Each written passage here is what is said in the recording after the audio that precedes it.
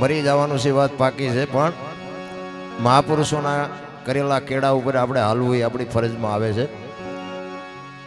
આપણને ખબર નથી આત્મો ક્યાં ગયો છે, આપણે તો એ કાલાવાલા કરીએ છીએ, પણ ઈશ્વરને આપણે ભલામણ કરવાની છે કે મારા બાપ, એક અમારી વચ્ચેથી એક આત્મો આવી તારા શરણે આવ્યો છે. એની હજારો ભૂલો હશે, પણ તું એના શરણે લેજે અને એને શાંતિ આપજે.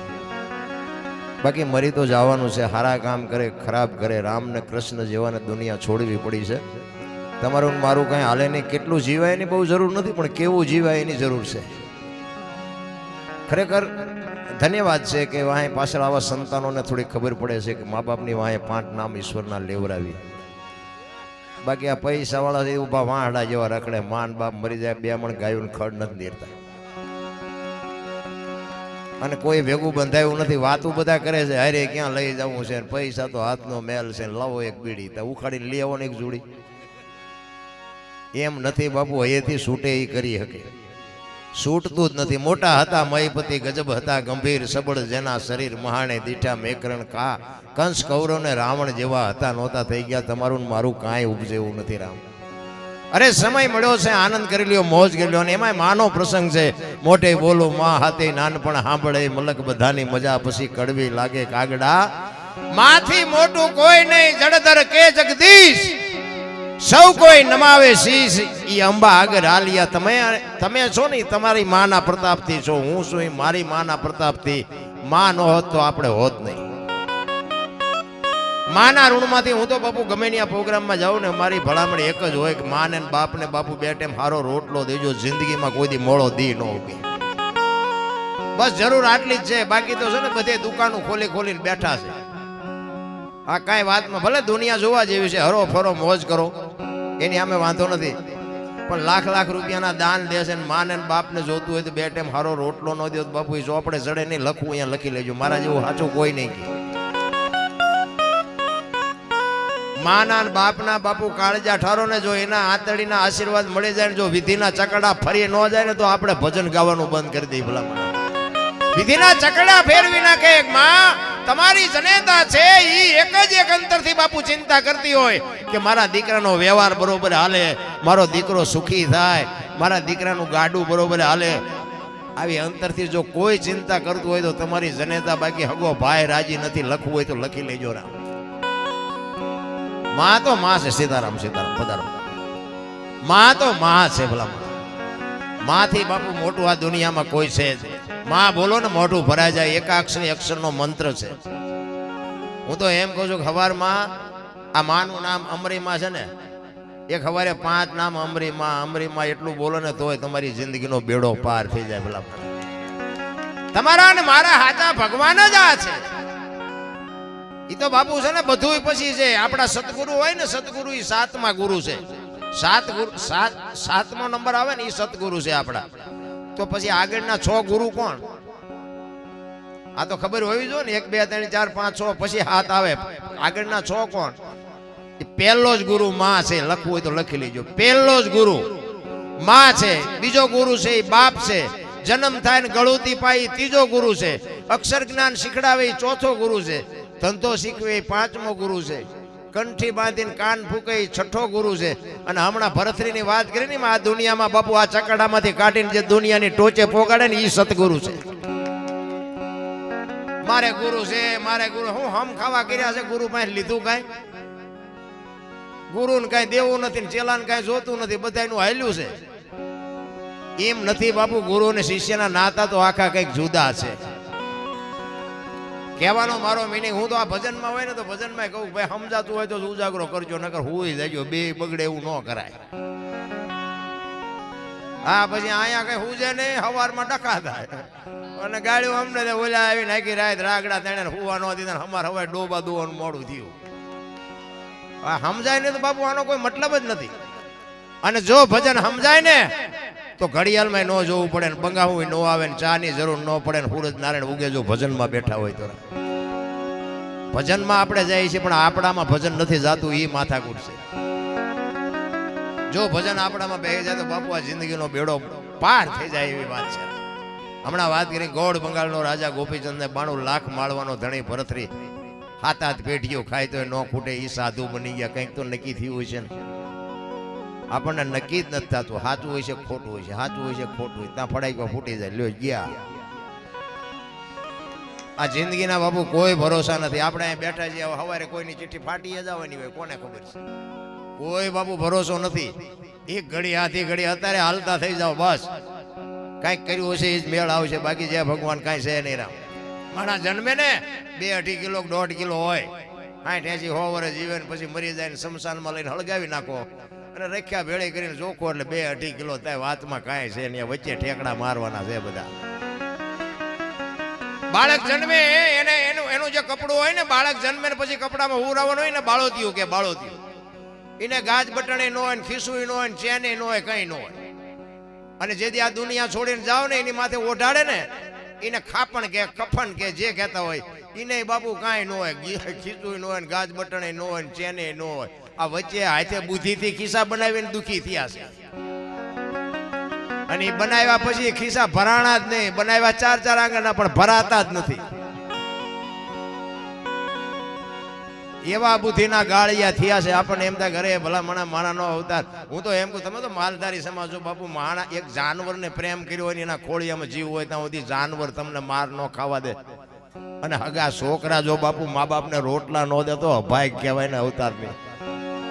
હે, આપણું ગાય હોય, આપણી ભેંસ હોય, આપણો ઘોડો હોય, આપણો બળદ હોય, એને પ્રેમ આપ્યો હોય ને, એ પડખે હોય ત્યાં સુધી તમને બાપુ બારવટિયા જેવા બારવટિયાને ખાઈ જવું પડે કે આમ ઠામ મારી નાખશે. એટલી હાન ઈને છે. તમારું ખડ ખાય, તમારો રોટલો એક બજારમાં કૂતરું હોય તો અજાણ્યો માણા આવે તો બાપુ તરત જગાડે. રોટલો ખાઈને જાનવરને આટલી હાન છે. માણા આખા ખેતરું ખાઈ જાય તો મારા દીકરા ભાન નથી રાખતા. અરે આ અવતાર છે આપણો.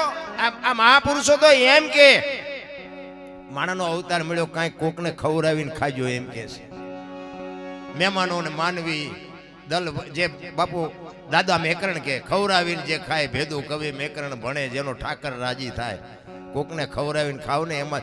જોકે તમારા માલધારી સમાજ આટલો આગળ છે ને, એ રોટલાનો જ પ્રતાપ છે.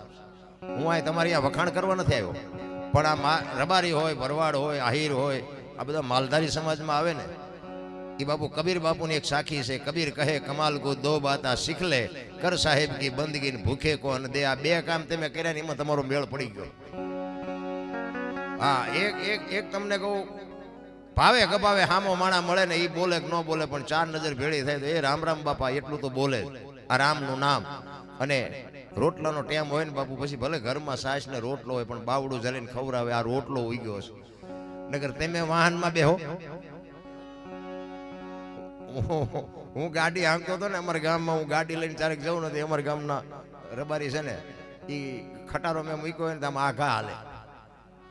એ કે આમાં બેહાય. અને એ કે આ શિવભાઈનો દીકરો આમ તો જો કે આવડું મોટું કે હાંકે છે, પણ અમને એમ કે ભલા ધ્યાન રાખજો. હવે ઈવડા એ વાહનથી સેટા હાલતા ઈવડા એમ કે છે કે મારી પાસે 50 ડમ્પર છે ને 5 જીસીબી છે ને 1 હિટાચી છે. અરે તારી ભલી થાય. હા, એમ અમારી નજરે જોયું હોય. વાહનના અડધા નહોતા હાલતા. એ આટલા વાહનના માલિક છે. મારા ઠાકરની બાપુ કૃપા થઈ ગઈ છે ને. પણ કહેવાનો મારો મિનિંગ એ છે કે જેને દેતા આવડે ને લઈ લેતા આવડે, બાકી બાપુ ખાજો સમજે. હા, સમય બાપુ છે ને જીવવા જેવો છે. મને એટલી ખબર પડે, આપણા ગઢે સારો રોટલો નથી જોયો, સારું જોડું નથી પહેર્યું, થીગડા ઉપર થીગડા ઠપકાર્યા. અને આપણે બાપુ આમદામ ને ઠામ છે. જો આમાં જીવતા ન આવડે તો આંટો થયો એમ સમજી લેજો. થીગડા ઉપર થીગડા બાપુ કોઈ પહેર્યું થીગડા વાળું મને દેખાડો. અત્યારે ફાટલા પહેરવાનું ચાલુ થયું. એટલે જીન્સમાં તમે જુઓ માથા વ્યાજ એવડા. એટલે આવા તમે હાજ વાત થા, આવા પહેરતા હતા. ખબર નથી કે આવું ટાણું આવશે ને કઈ. મેં હાઈ સ્પીડ રાખ્યો હતો ત્યારે મેં પહેરત. અરે એક આંગળી જાય એટલું ફાંકું હોય ને, આપણી માં એમ કે લાય બટા 2 ટાંકા લઈ દો. દેહના પ્રદર્શન ન હોય મારા રામ. હું તો આ બેનો દીકરીઓને ખાસ કહું. જો કે આપણા માલધારીમાં ગામડામાં હજી મર્યાદા છે, બાકી સિટીમાં જોઈએ તો સારું આમ હાલ્યા હોય તો ખબર જ નથી પડતી બેન આવે છે ભાઈ આવે છે. બોલો, આમ બધું હરખું થઈ ગયું. બેને વાળ કપાયો હોય ને ભાઈને આવડા હોય. આપણે એમ થાય કે આ બેન છે, બોલાવી તે ખબર પડે કે આ તો આ ઊંધું થયું. અરે આ સંસ્કૃતિ છે આપણી બાપુ. માં તો માં છે ભલા. માના ઋણમાંથી હું ને તમે કોઈ દી બાપુ નીકળી ન શકી. માનું સમર્પણ છે, માનો ત્યાગ છે. તમે વિચાર કરો, 18 વર્ષ સુધી બાપના ઘરે રહ્યો હોય ને હરફ કાંચળી ઉતારીને વયો જાય એમ દીકરી વહી જાય કે હવે આ ઘર મારું નથી. તમે વિચાર તો કરો, અડધી જિંદગી ક્યાંક બીજે જીવવાની, અડધી જિંદગી ક્યાંક બીજે જીવવાની. અરે માનું બાપુ સમર્પણ. હું તો દીકરીઓને સલામ કરું, દિલથી સલામ કરું, પણ હું એમ કહું બાપુ ફેશનમાં માપ રાખજો. આ દુનિયા તમે ધારો છો એવી નથી. હા બાપુ, દુનિયા બહુ બહુ અંદર ખાને બાપુ છે ને. તમે મારા વખાણ કરતા હોય પણ અંદર તમારો મારા પ્રત્યે ભાવ જેટલો છે તો હું કઈ કેમ ઓળખી શકું? એટલે આપણે જેટલી ધારી છે એટલી દુનિયા હારી નથી. એટલે બેનો દીકરીઓ માટે ખાસ હું તો એમ બેનોને કહું કે ભાઈ તમે ભક્તિ કરતા ઘરે જ કરજો, બહાર બહુ ન ફરશો. અને આ મોબાઈલના માધ્યમથી બધાને તમને ખબર છે, શું નથી ખબર, શું કેવા બનાવો બને છે આપણે જાણીએ. પછી શું આ ઇજ્જત બાપુ કેળવવા હાટું પેઢીયું વહી જઈને વહી ગયા પછી હળીએ સડી જાવ, માએ ધોળો તો ભેગું ન થાય. હા બાપુ, ઇજ્જત છે ને, ઇજ્જત એમ બજારે મળતી હોત તો આ પૈસા વાળા આપણે હાટું કઈ વધવા ન દે. માં તો માં છે ભલા, એવો માનો પ્રસંગ છે. એટલે પુરુષોત્તમ બાપુ એક વાણીમાં એવું કહે છે કે મારી માં તો મારી માં છે. બાપુ મહાપુરુષોએ બાપુ માના તો વંદન કર્યા છે, માના વર્ણન કર્યા છે ખૂબ. માથી મોટું કોઈ છે જ નહીં આ દુનિયામાં. કવિઓને લખવું પડ્યું છે. એટલે પુરુષોત્તમ બાપુ વાણીમાં એવું કહે છે,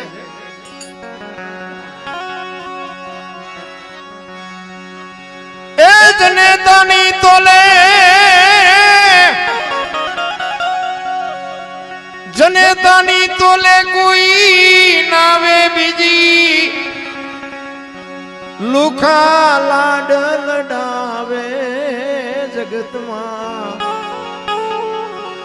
જન્મ દેનારી રે એ મારી માની તોલે કોઈ નાવે, માની તોલે કોઈ નાવે.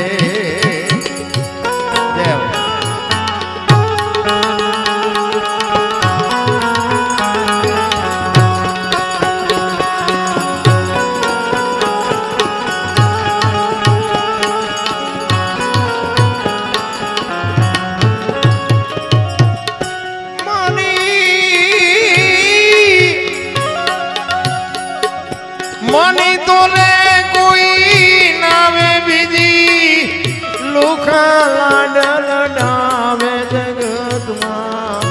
જય હો ભુવાજી, જય હો. જન્મ દેનારી રે મારી માની તોલે કોઈ નાવે, માની તોલે કોઈ નાવે.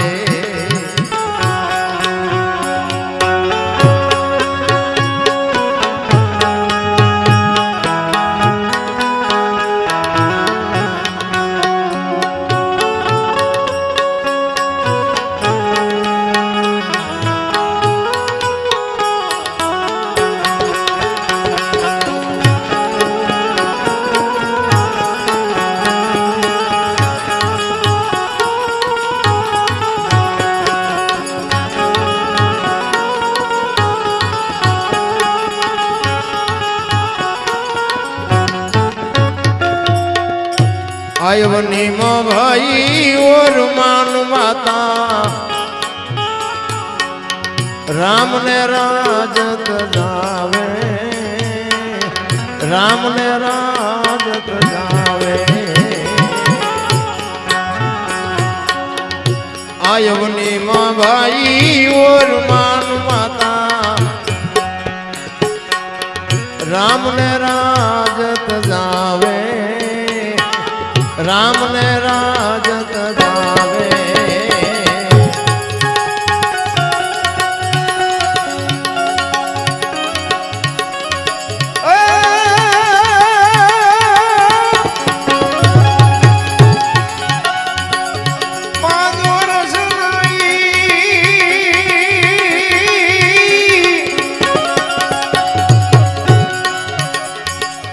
पांच वर्ष नहीं ध्रुव प्रहलाद ने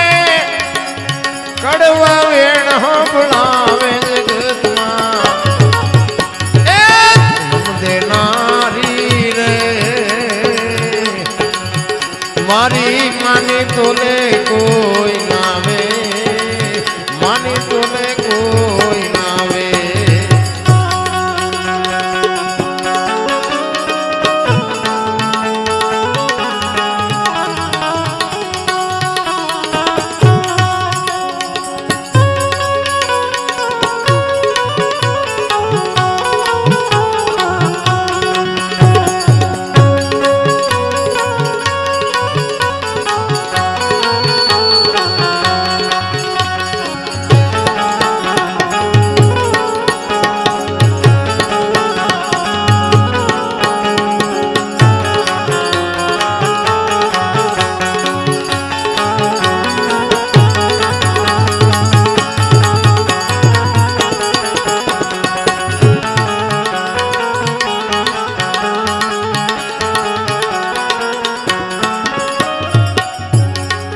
होटल में जालो जमा भाई बाकड़े बील मोकलावे बाकड़े बील मोकलावे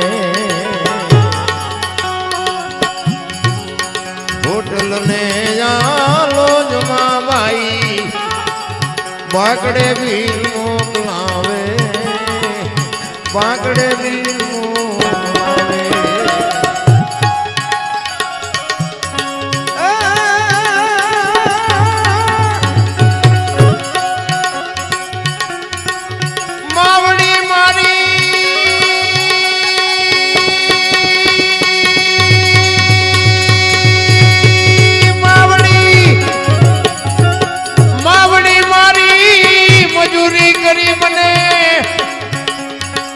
खोड़े बेने खवरावे जगतમાં એ જગત નારી રે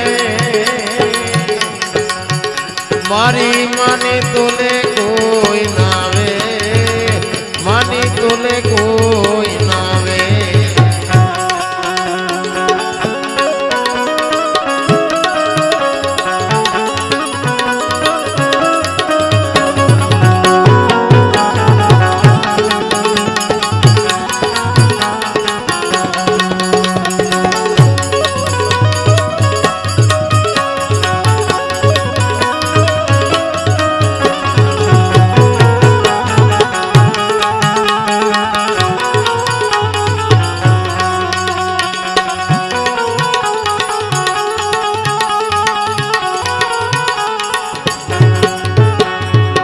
मोटर गाड़ी ने जा प्लेन में भाई पेला पैसा पड़ावे पेला पैसा पड़ावे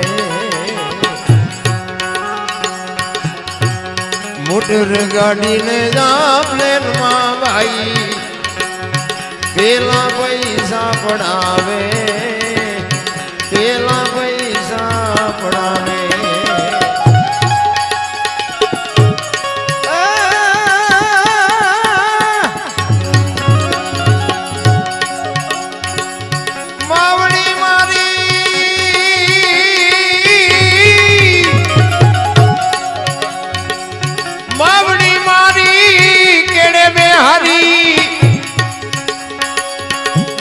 आखिरे देखाड़े जगतમાં ए जन्म देनारी रे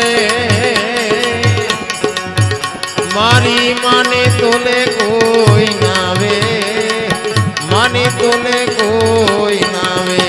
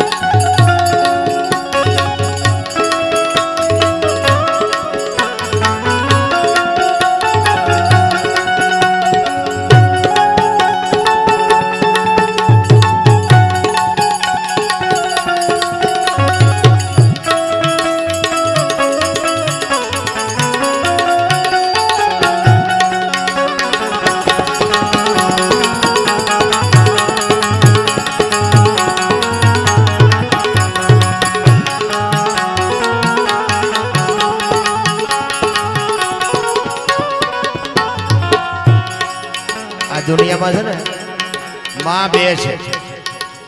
એક આ દુનિયામાં આવવા માટે બાપુ જનેતાની જરૂર પડે અને આ દુનિયા છોડીને જાવ ને તેથી આ ધરતી એક જ હંકરે, કોઈ નો કે કાંઈ મારે ઘરે મોકલો. આ બે માં, દીકરો હોય, બાપ હોય, માં હોય કે ભાઈ હોય, ખોળિયામાંથી જીવ નીકળે પછી કોઈ નહીં કે કાને રહેવા દે. તેથી આ ધરતી માં એક જ એમ કે મને હોપી દી, એ એક જ હંકરે. આ દુનિયામાં આવવા માટે જનેતાની જરૂર પડે એટલે પુરુષોત્તમ કહે છે એક માતા જન્મ દેનારી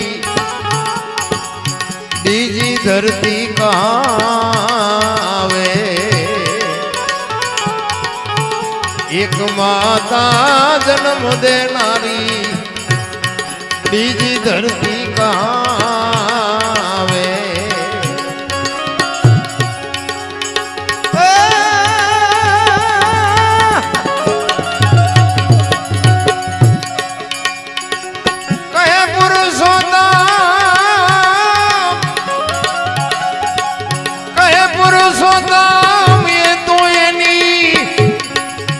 મીઠી ગોદમાં માવે જગતમાં એ દેનારી રે મારી માની તોલે કોઈ નાવે, માની તોલે કોઈ નાવે, માની તોલે કોઈ.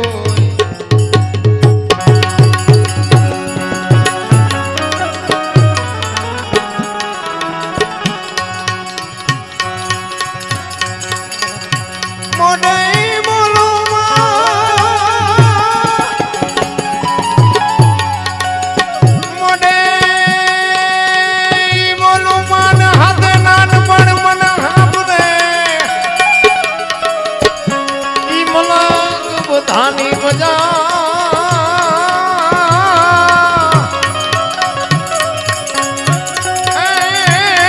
મને કડવી લાગે કાગડા.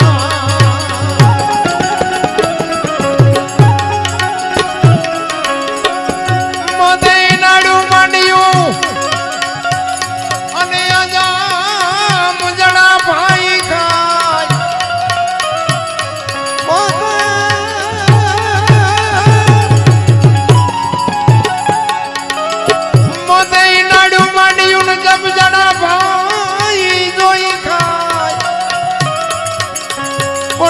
સોરો સોરો નિશ્ચિંતા થાય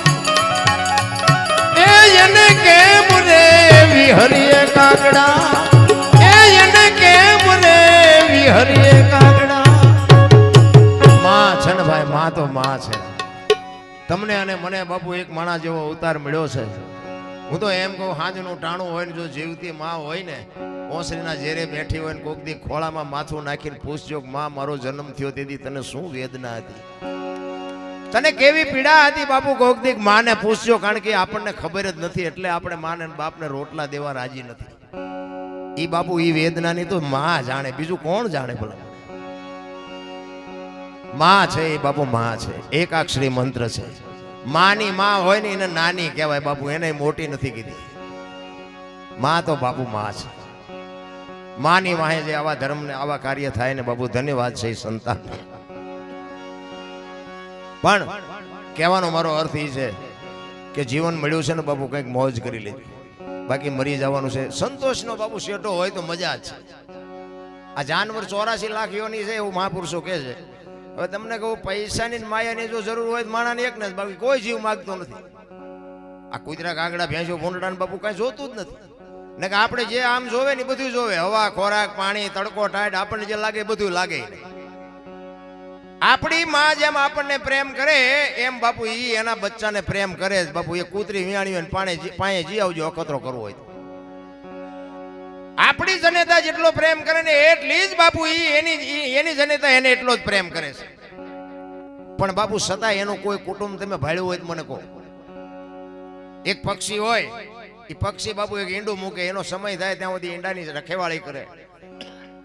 ટાઈમ થાય એટલે ઈંડાને સીવે, પછી એને આપણી માં જેમ મોઢામાંથી કાઢીને આપે ને એમ બાપુ બહારથી ચણ લઈ આવીને એને ચાંચમાં આપે, એને ખવડાવે, એને મોટું કરે, એને પાંખું આવે, ઉડતા શીખડાવે. ઉડતા શીખી જાય ને પછી એમ કે તું તારા રસ્તે ને હું મારા રસ્તે. કોઈ દી બાપુ આનું કોઈનું કુટુંબ ભાળ્યું? આ મારી હાળી થાય છે ને, આ મારો હાટું છે ને, આ મારી હાવું છે ને, કોઈ લોહી ઉકાળા છે? નકરી ઘૂંસ તો આપણે નથી કરી.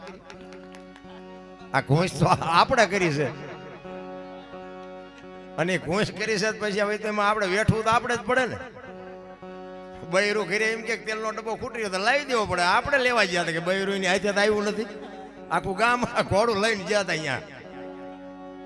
પછી તમે ઘરે ડખા કરો એ કેમ હાલે? કોઈ જીવને બાપુ નથી જોતું.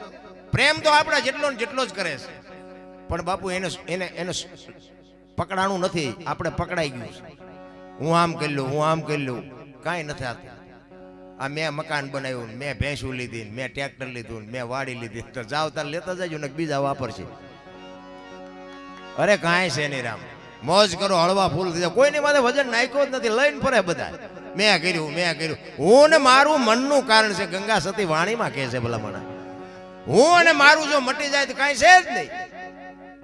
કહેવાનો મારો અર્થ એક દિલ્હીનો સિકંદર હતો ને, આમ બાપુ 500 ઘોડાનો રસાલો લઈને દિલ્હીની બજારમાં નીકળ્યો, અને આમ એક ફૂટપાથ ઉપર ફકીર હૂતો હતો ને, એના સામે નજર ગઈ એની, અને એને રસાલો આખો ઉભો રાખ્યો. મારે ઓલા ફકીર પાસે જવું છે. એ ફકીર પાસે જઈને ફકીરને કહે છે, ફકીર બાપુ એક પાણાનું ઓશીકું કરીને હું તો ધોતડી પહેરી છે, ઉગાડું શરીર છે, બીડી ટેકાવી છે, પગ ઉપર પગ ટેકાવીને હૂતેલો. ત્યાં જઈને બાદશાહે કીધું, સિકંદર એ કે હે ફકીર, માઈક માઈક, મને તારી મોજ ઉપર પોરાના પલ્લા છૂટે છે, તું આજ માગી આપો. ફકીરે આમ અધર નજર કરીને કે મારે કાંઈ જોતું નથી, જ્યાં જતા અહીંયા જાઓ. સિકંદરને પરસો વળી ગયો કે આ દિલ્હીનું રાજ માગે તો લખી દઉં, પણ આ ભાઈડો કે કાંઈ નથી જોતું. કેટલી આને સંતોષ છે, કેટલું આને મોજ છે. એ કે હું દિલ્હીનો સિકંદર છું. એ કે મેં ક્યાં તમને પૂછ્યું તમે કોણ છો? હું તો અહીં નિરાતે હું તો છું, તમે આવ્યા છો મારી પાસે, મેં તમને પૂછ્યું તમે કયા ગામના છો? અને ભાઈ સિકંદરને એમ થયું હોય કે આ હા હા, આને કેટલો કેટલો સંતોષ છે. મારે મૂક્યાનો માર્ગ નથી તોય હું હળીએ સીડ્યો છું, આની પાસે કંઈ નથી તોય કે છે મારે કાંઈ જોતું નથી. જો સંતોષ બાપુ બજારમાં નથી મળતો. એ તો અંદરથી ચિત્તની શાંતિ, મનની પ્રશંસા, દિલની દાતારી, ગુમડાની રૂજ અને ટાઢિયા તાવની ટાઢ, એટલું માલકોરથી આવે. ટાઢિયા તાવની ટાઢ ચડે પછી આખો ડામચો નાખી દો તોય ન ઉતરે. શું કામ? માલપાથી ઊભી થઈ છે. આ બધું માલકોરથી તૈયાર થવું જોઈએ. સંતોષ જો અંદરથી નક્કી થાય તો થાય, બાકી ન થાય. કોઈ કેમ કે સંતોષ રાખો, સંતોષ રાખો, કોઈ રહે છે? બધા કહે છે કે ભાઈ આરે કઈ નથી આવવાનું, ભગવાનનું ભજન કરો, પણ તોય બાબુ ભગવાનના ભજનમાં મથે છે કે પૈસા મથે બધા? અને સુરતા 500 ની નોટનો ડટો હોય, એ ગણતા હોય બાબુ સુરતા કેવી લાગી જાય? કારણ કે લગાડવી પડે, એકાદી જાય તો 500 નો થુંબો લાગે. એવી સુરતા બાપુ એની યાર જો લાગી જાય મેળ પડી જાય. બોલો સિકંદર કે પણ કાંઈક તો માગી, પણ કે શું માગવું મારે? હમણાં મને ભૂખ લાગી, ધામીને ડેલીમાંથી એક બેન આવીને ખાવાનું દઈ ગઈ. એક ભાઈ હમણાં નીકળ્યો, બીડી આપી, આ બીડી ટેકાવી, હાજે કોઈક બીજી બેન નહીં ખાવા આપે? બોલો સિકંદર કે આને હજી હાનના ઠેકાણા નથી તોય ભરોસો રાખીને હૂતો છે. અને પછી સિકંદરે કીધું કે હું આ દુનિયા છોડીને જાઉં ને ખુદાના દરબારમાં જાઉં ને, તેથી મારે ખુદાને કહેવું છે કે આવતા જન્મમાં મને આવી મોજ દેજે, આવી ફકીરી દેજે, આવી મસ્તી દેજે. અને પછી બાપુ ફકીર બોલ્યો, એ કે શું કયો છો? એ કે હું આ દુનિયા છોડીને જાઉં ને, તેથી આવતા જન્મમાં મારે ખુદાને કહેવું છે કે આવી મોજ મને દેવો. તેથી ફકીરે કીધું કે તમે કેદી મરો ને કેદી જાઓ ને ખુદાને હેરાન કરવો, એના કરતા આઈન પા કૂતરો બેઠો છે, આઈન પા તમે જમાવો, રસાલો જવા દો, એટલે અત્યારે મોજ ચાલુ થઈ જાય. લ્યો આપણે થાય એવું છે? એ તો હાકડીમાં આવો ત્યાં હનુમાન ચાલીસા ચાલુ કરો તો હનુમાનને ખબર હોય, કોઈ દી બોલ્યો નથી તું. એ તો રોજનો રિયાજ હોય તો હનુમાન તમારું કામ કરે. માતાજી નહીં, રોજ તમે કંઈક 5 નામ માના લેતા હોય તો માં તમારું કામ કરે. પછી તો તમે જુઓ તો આપણે કર્યા હોય આપણને ન ખબર હોય, પછી દાણા જોર એ મેળ પડે.